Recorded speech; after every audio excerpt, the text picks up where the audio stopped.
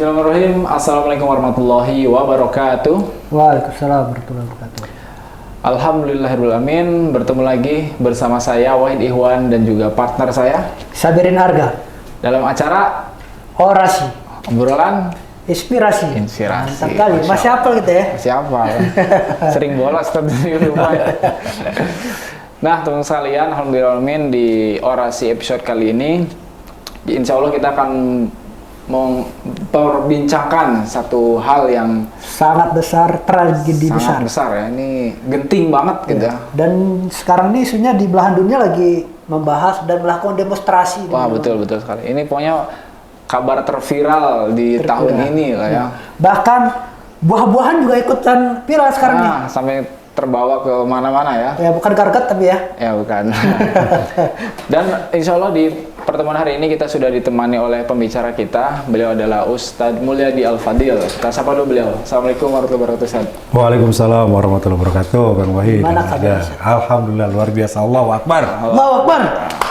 Aduh. Nah, teman-teman sekalian, di episode kali ini insya Allah bersama beliau kita akan bahas tentang isu Palestina nih ya, yang lagi ramai banget.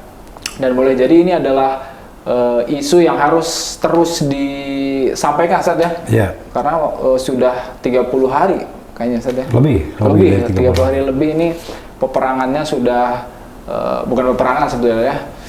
Penindasan, penjajahan, genosida ya. Dan sudah memakan lebih dari 10.000 korban warga Palestina khususnya di Gaza. Nah, kita akan kupas lebih dalam lagi bagaimana untuk mengawali barangkali ya kondisi terkini ya, karena sebelum-sebelumnya mungkin teman-teman juga sudah lihat di media. Nah, kalau kondisi terkini nih Ustadz di Palestina khususnya Gaza barangkali seperti apa Ustadz?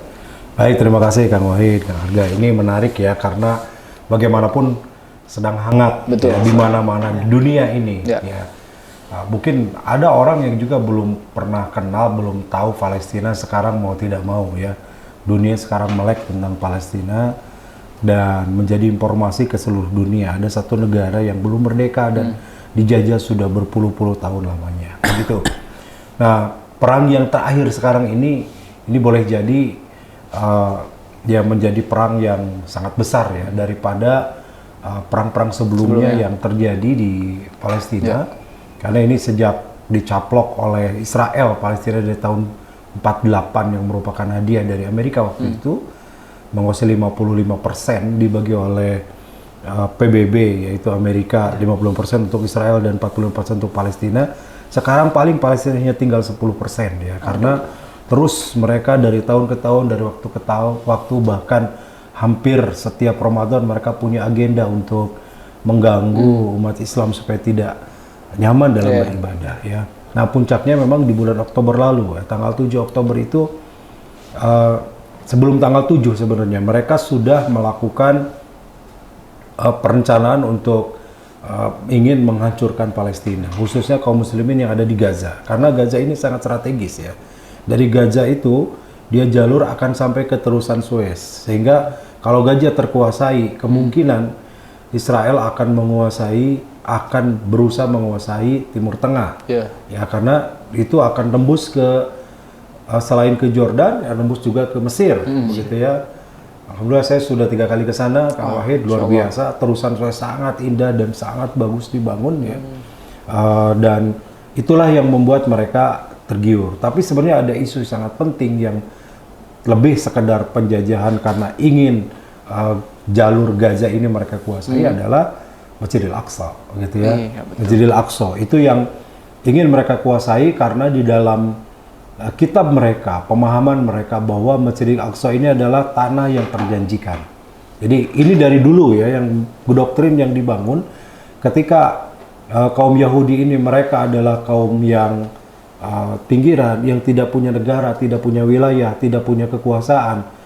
Lalu mereka juga sempat pada masa Hitler dulu dijadikan budak, dijadikan hanya pembantu dan tidak punya apa-apa. Maka mereka berusaha gitu untuk ingin punya negara dan mendirikan negara. Singkat ceritanya begitulah kurang lebih ya. Sampai kemudian kemana dan di mana mereka mendirikan negara, maka di dalam kitab mereka di Yerusalem. Ya, kita tidak nyebut Yerusalem, bahasa kitanya Al-Quds gitu ya. Disitulah Dan itu sebenarnya kalau kita lihat sejarah dan ajaran Yahudi yang lurus dan benar, nggak ada bahasa itu. Jadi tanah yang dijanjikan itu siapa yang buat? Ya mereka sendiri. Ya khususnya rahib-rahib mereka, para pimpinan atau para pendeta mereka yang mereka buat, kemudian membuat permusuhan kepada kaum muslimin yang sangat kuat, sehingga di kitabnya pun dijadikan sebagai, mungkin kalau bahasa kita ya, membunuh seorang muslim itu ibadah, gitu ya. Membunuh seorang muslim itu ibadah, mau tua, mau muda, mau anak-anak. Maka kita saksikan hari ini, gitu ya, di berita, di informasi bahwa mereka begitu memborbardir, tidak hanya Hamas, alasannya ngejar Hamas, tapi anak-anak, orang tua, penduduk sipil, termasuk bangunan juga, bangunan rumah ibadah, itu masjid, rumah-rumah warga, bangunan sekolah, kampus, bahkan rumah sakit dibom, gitu ya. Nah ini kan sangat tidak berperi kemanusiaan. Kalau kita bicara jangankan bicara agama yang menjunjung tinggi rasa keadilan, rasa persaudaraan, kemudian akhlak yang mulia. Manusia aja gitu, akal sehat kita nggak masuk di akal kalau ada orang yang berbuat seperti itu. Tapi ketika itu jadi sebuah doktrin, itulah yang dianggap benar oleh mereka. Dan itu yang dilakukan sampai hari ini, begitu ya. Jadi 10.000 lebih, sekarang korban sudah lebih dari 1 bulan. Jadi kalau 7 Oktober sekarang sudah, berapa sekarang? 15 ya, sudah mau 40 hari gitu. Bagaimana ya, ini belum berakhir dan bahkan lebih diperingatkan oleh banyak pihak. Kita tahu ya, di berbagai negara kita lihat terjadi aksi bela Palestina, termasuk di negara kita, hampir semua negara, termasuk di Amerikanya sendiri, tapi tidak bergeming. Ya, karena mereka memang berniat tadi, tidak ada yang bisa mengalahkan gitu bahasa angkuhnya mereka, sehingga tidak bergeming dengan dunia apapun, dunia manapun gitu. Mereka ingin menghabisi Palestina, itu niatnya gitu ya. Nah mudah-mudahan ini bisa kita jadi pelajaran penting buat kita ya, termasuk kalau menurut para pengamat kaum muslimin gitu, makin dihabisi berarti makin dekat kepada kemenangan. Karena nanti kalau sudah habis, sudah banyak syuhada, banyak yang syahid, ini nanti akan kemungkinan menjadi ada perlawanan yang lebih besar yang kita tidak tahu ya bagaimana Allah caranya mengalahkan mereka. Tapi kita yakin betul sebagaimana setiap hari matahari terbit dari timur dan terbenam di barat, maka merdeka Palestina, kembalinya Masjidil Aqsa ke pangkuan kaum muslimin, saya yakin kita melihat matahari pagi yang datang dari timur, gitu ya, dan akan hancur serta tenggelamnya Israel seperti tenggelamnya matahari di barat yang akan tenggelam. Nah, kita jadi tinggal nunggu waktu. Kalaupun banyak jumlah korbannya, kita harus tetap optimis, ya. Betul. Kebangkitan umat Islam itu pasti terjadi. Betul. Korban itu bagi mereka yang korban, insya Allah mereka syahid, gitu ya. Dan memang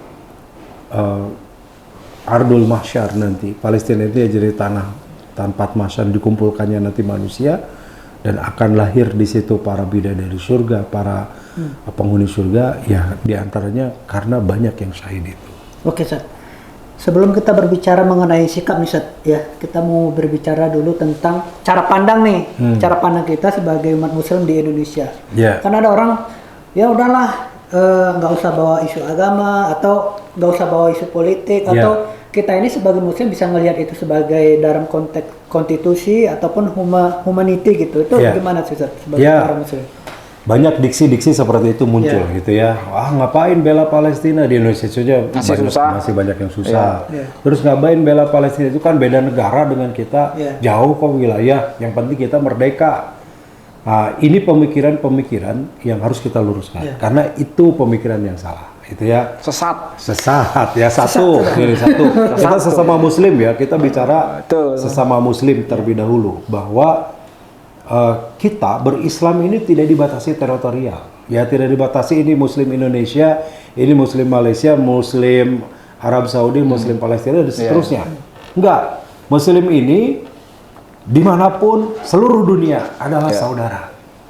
Sampai Rasulullah mengatakan dalam hadis itu, kal jasadil wahid, seperti satu tubuh, atau dalam lain kal bunyan, seperti bangunan, yashudu ba'duha ba'dan, harus saling menopang, menguatkan satu sama lain. Atau kalau tadi disebutkan oleh Rasulullah seperti satu tubuh, idastaka minhu yad'u syairu jasadi bisahri wal huma. Kalau ada satu anggota tubuh yang sakit, maka anggota tubuh yang lain kan merasakan sakit. Kejepit jempol. Yang kejepitnya jempol, kita tidak pernah marahin jempol kita sendiri. Dasar kamu jempol gak punya mata, kan jempol kita ya. Tapi ya pasti mulut mengatakan, "Au, rasa sakit, kepala ikut pening, badan panas dingin." Bahkan gak bisa tidur karena nyut-nyutan ini jempol setiap malam. Kenapa? Karena jempol itu bagian tubuh kita dan kita akan merasakan apa yang dirasakan jempol sebagaimana tubuh kita yang lain. Nah, ketika Palestina dijajah, terjadi genosida, ya penjajahan, perampasan, pembunuhan besar-besaran, maka kita merasakan kepedihan itu. Itu ya, bagaimana anak-anak yang tidak berdosa harus bergelimangan, bagaimana di rumah sakit itu yang harusnya mereka jadi jalan rumah sakit untuk sembuh, malah di situ dibom sehingga tidak hanya pasien, bahkan dokter dan para medisnya juga jadi korban. Ini kan sebuah kejahatan. Itu melihatnya dari sisi itu. Kita sebagai sesama muslim.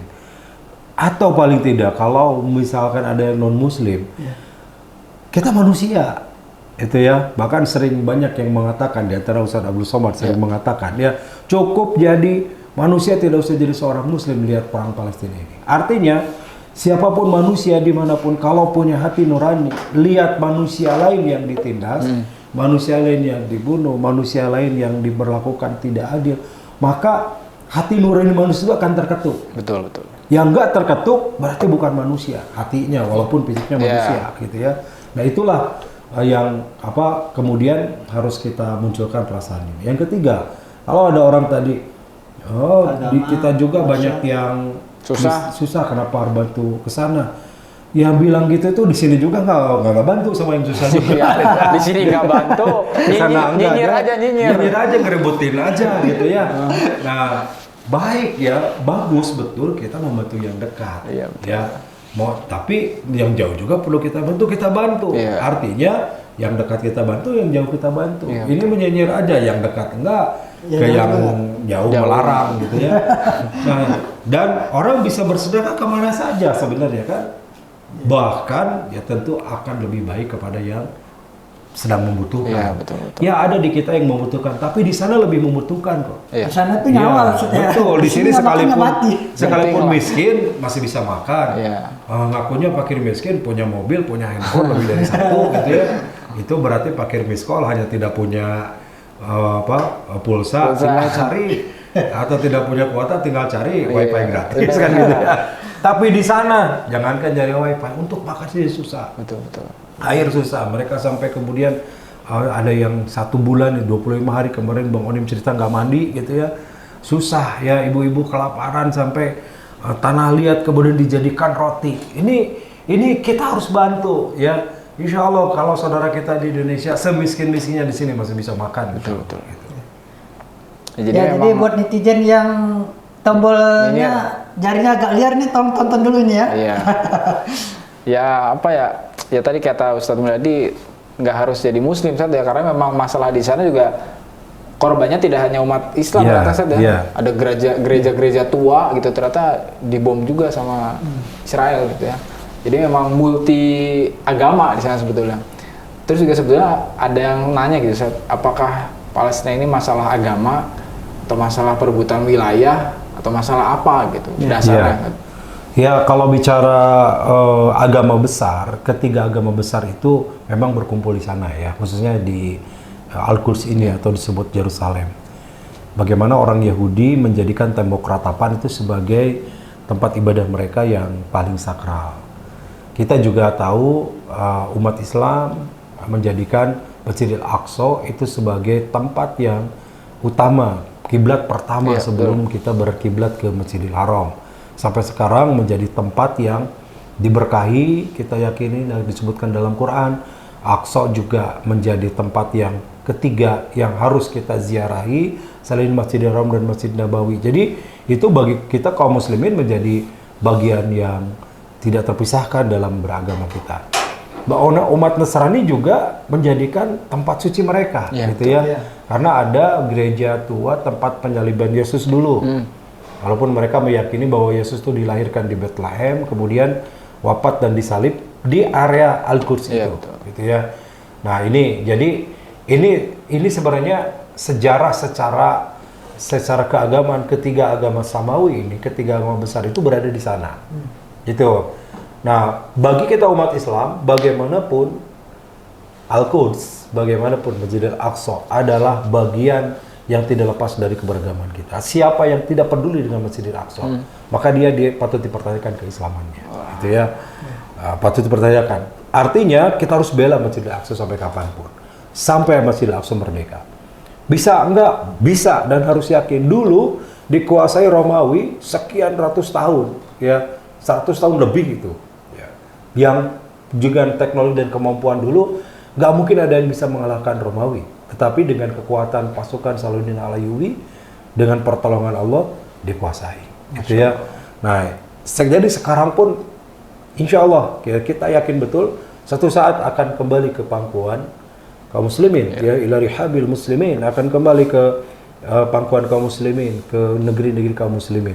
Hanya memang perlu perjuangan, dan Allah sedang menguji kita semua, tidak hanya mereka yang di Palestina, tapi siapapun kita yang memiliki iman, bagaimana memiliki kepedulian terhadap Masjidil Aqsa ini, agar ini juga menjadi amal saleh buat kita. Mungkin kita perang nggak bisa, ya ngangkut senjata ke sana nggak bisa, tapi kita punya banyak senjata di sini. Doa senjata kita, doa silahul mu'minin, doa itu senjata.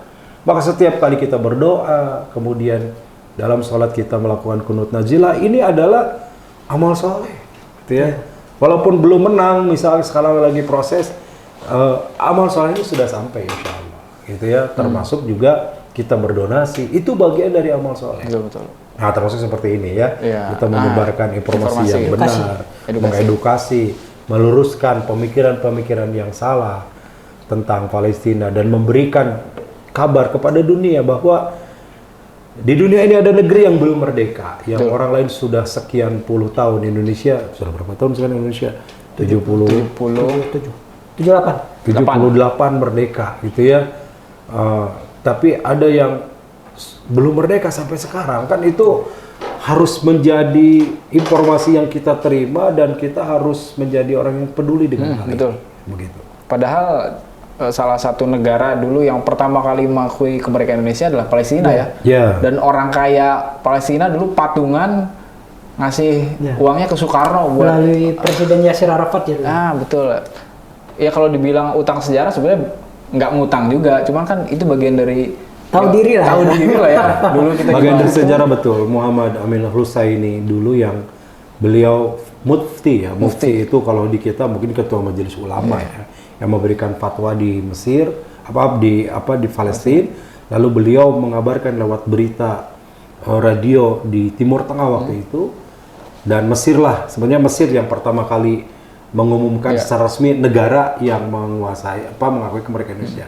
Tapi Mesir itu taunya dari siapa? Dari mufti tadi, ya Muhammad Amin Al-Husaini, beliau seorang mufti dari Palestina. Jadi sejarahnya beliau yang kemudian negara-negara lain di Timur Tengah yang lain, termasuk Arab Saudi, Oman, Yaman, mengakui kemerdekaan Indonesia karena mufti ini.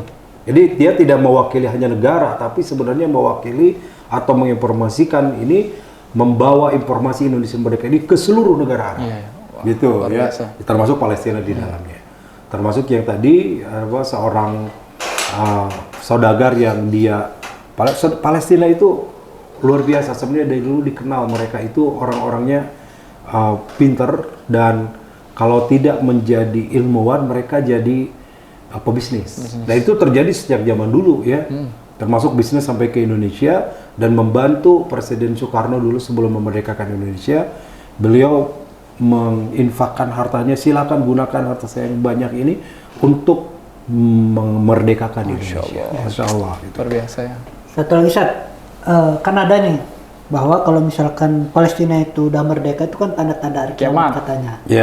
Biar hari kiamat nggak terjadi, nggak usah dibantu katanya. Saat itu gimana tuh Sat? Itu juga diksi yang menyesatkan. Ya.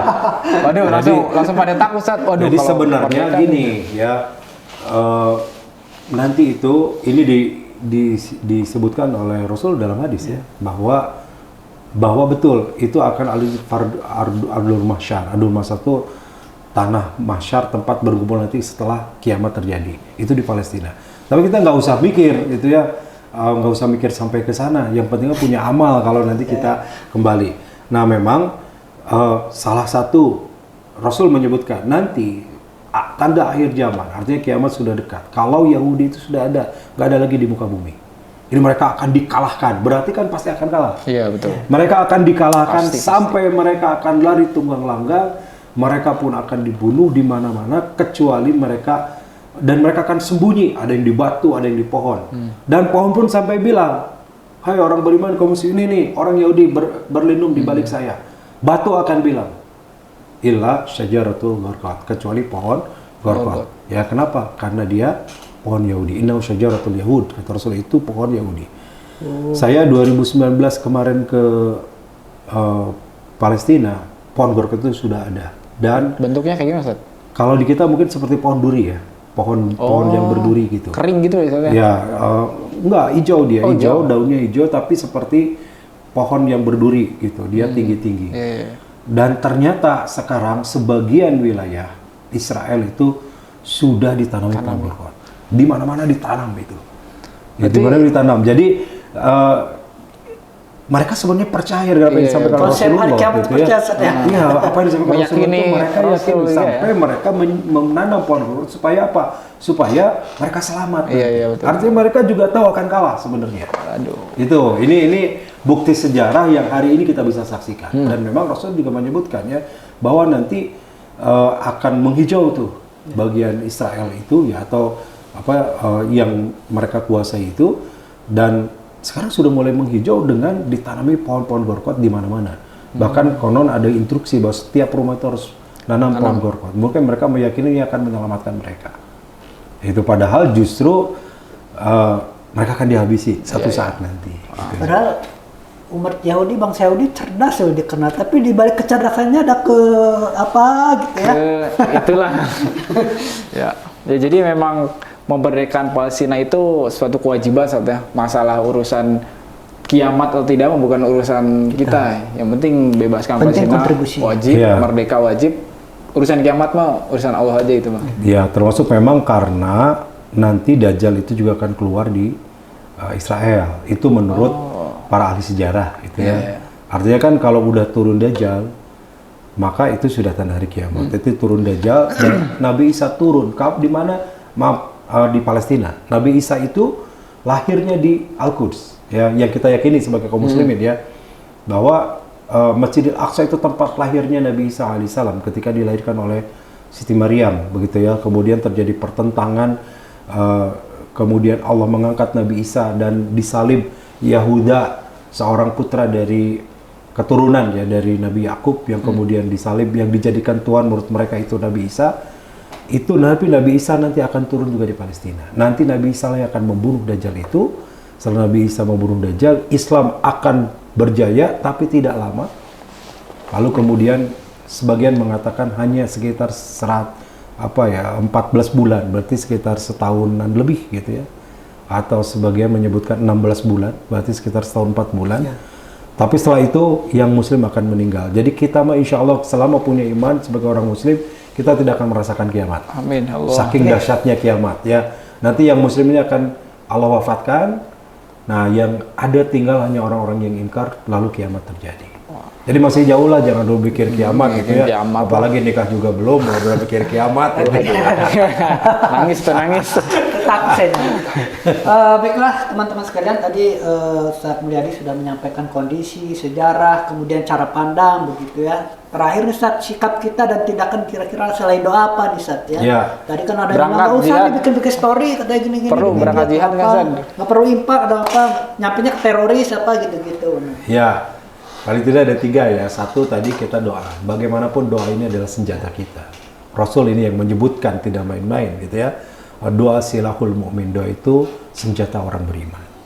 Kalau mereka punya senjata yang canggih, secanggih apapun tidak bisa mengalahkan kehebatan doa. Karena kalau senjata bisa mendeteksi atau bisa berkomunikasi jarak jauh, doa bisa komunikasi bahkan dengan orang yang sudah meninggal. Lewat doa sampai ke orang meninggal gitu ya.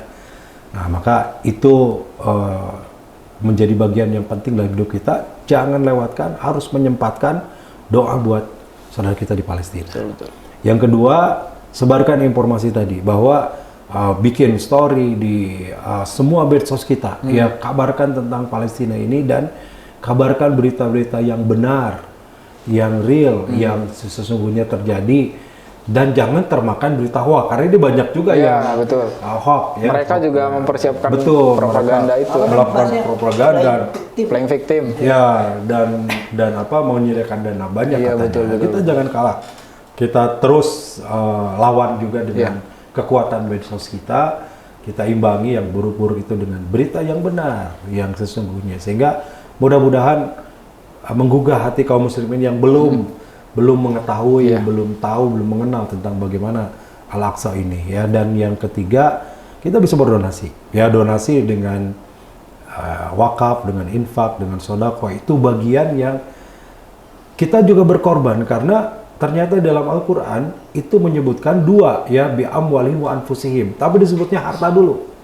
Harta dulu. Berjihad itu dengan harta, amwal wa anfus ya.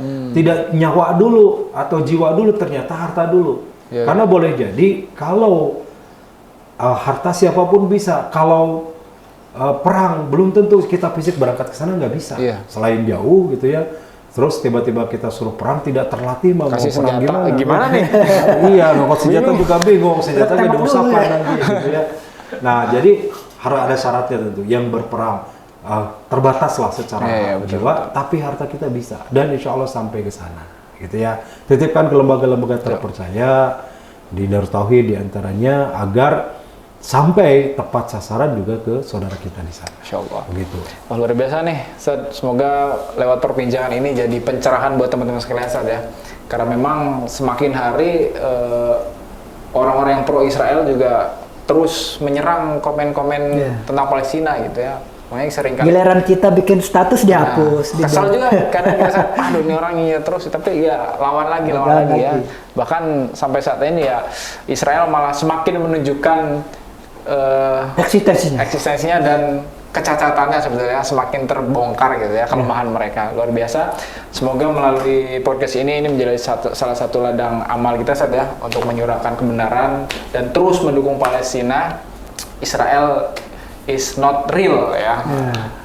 Just Palestina. Terima kasih buat teman-teman yang sudah nonton acara ini. Buat teman-teman jangan lupa terus support Palestina setiap hari, jangan hanya setahun sekali atau kalau ingat aja, tapi setiap hari selalu doakan, terus lakukan yang terbaik untuk Palestina. Semoga itu menjadi ladang amal buat kita semua. Terima kasih buat Ustadz Mulyadi yang sudah sharing sama kita semua.